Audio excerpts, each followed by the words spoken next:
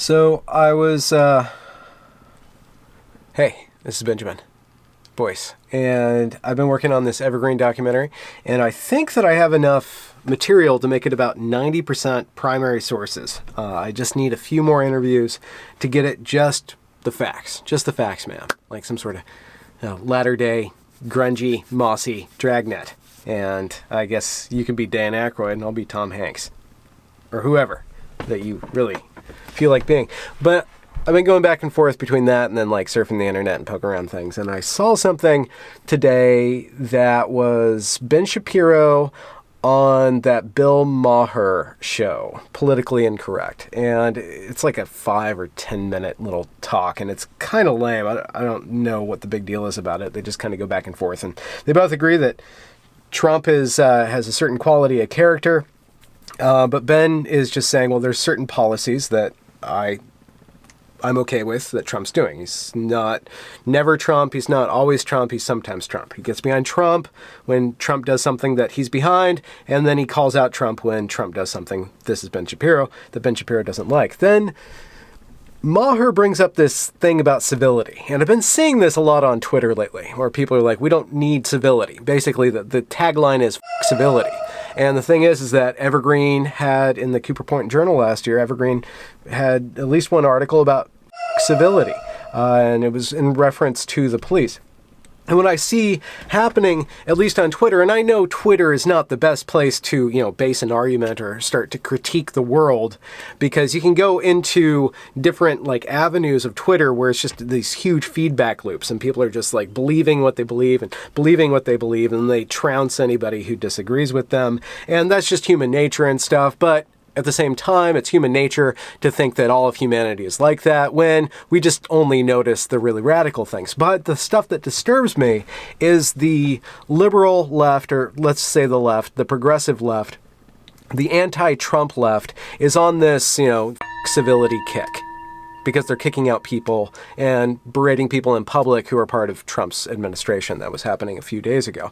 And then basically, what Maher does in the show is he says, well, why would you want me to be civil when he's not being civil? Okay, so you would not vote for a Democrat under any circumstance or some circumstance? I mean, I would say some circumstance, but the Democratic Party would have to stop being insane, meaning that they would actually have to approach something like moderation in terms of policy and also present a face that doesn't look like people shouting down people at gas stations or entering restaurants and trying to throw them out. Okay, well, if you're talking about the civility thing, why don't we start with the Republicans stop saying, lock her up? You don't think that's a worse abridgment of civility? Right? And this is such a puerile argument. I'm going to use the word callow. I'm going to use it correctly. This is such a callow way of thinking. It's like these two kids on a playground. And one kid hits the other kid, and the other kid hits the other kid. And they both get in trouble. And then one kid's like, well, he did it first. He was being rude to me first, right? That's not the correct way. That's not civility. Civility never starts by poking somebody in the eye, even if somebody's chasing you with a pitchfork. Now, this is the thing. This is the problem. This is where it gets really slippery.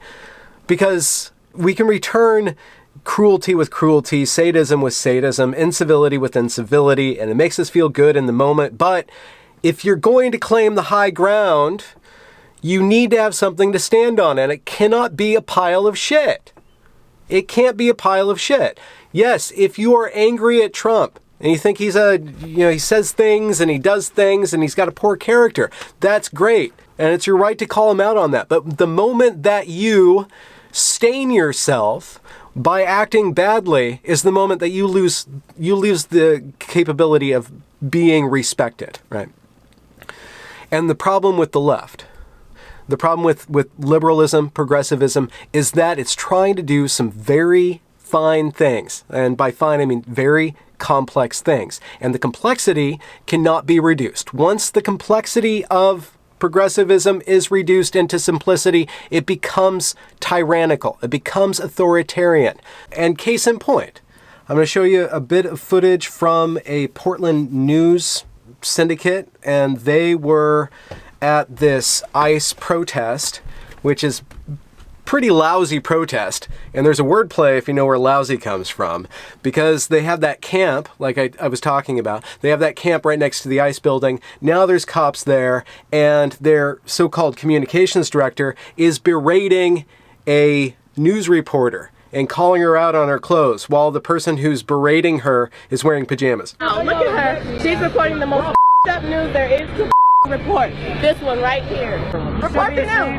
Report the news. You really should be saying. Report the news. I am reporting the news. Yeah, up and foul. Tell the people in the studio to stop treating us like animals out here. Tell the people in the studio to have They're not saying that. They're not telling saying people. that. I have someone online telling me that they're watching your live feed. Why don't you wear ugly? Look at that ugly makeup. Look at this. Her eyeliner's red. She got that bump under her eye. Your eyelashes, they're clumpy. Look at that clump. What do you lose?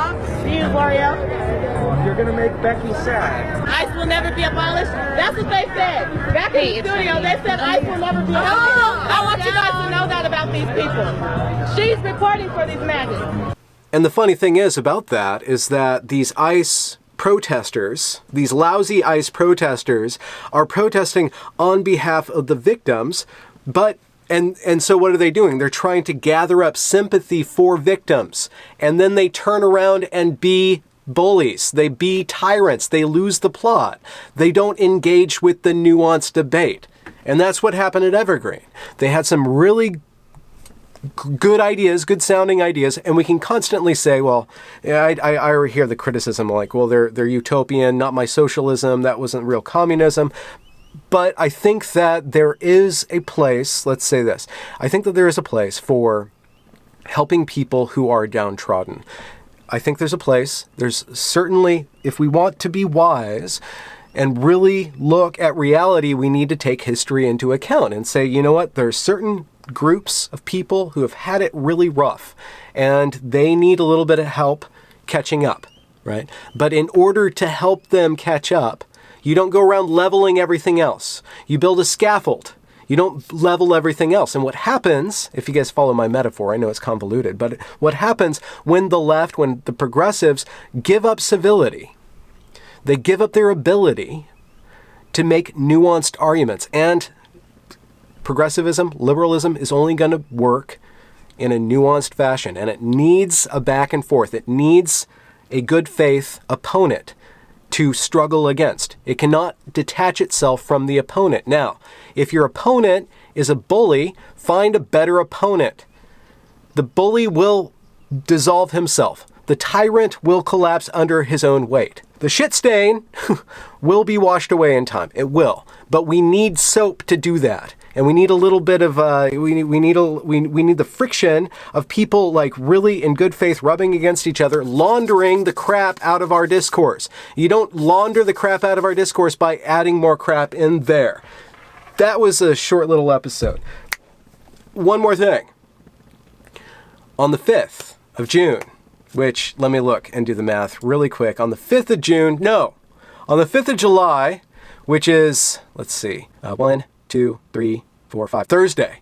On Thursday, July 5th, there will be a meetup in Seattle. And I don't have the address, but I will make the address known. There will be me and Prince of Queens and possibly a couple other guests that you might be happy to know. And for anybody who wants to attend this, I will be making available in a very, very limited run a book of poetry. Well, it's not poetry, it's epic poetry, a book of epic poetry. That is my rewriting of the book of Genesis, which I know that so many of you really want to get your hands on. But that'll be available at this meetup. It's going to be another meetup. It's going to be BYOB and maybe a donation because somebody is donating or allowing us to use their excellent house to meet up at. So, that being said, I'm going to get back to this Evergreen documentary. It is such a complex story, but I think I'm going to be able to do it as a primary document, as entirely primary document. And yeah, I know, everything's biased. A story will always be biased, will always be taking things out of context.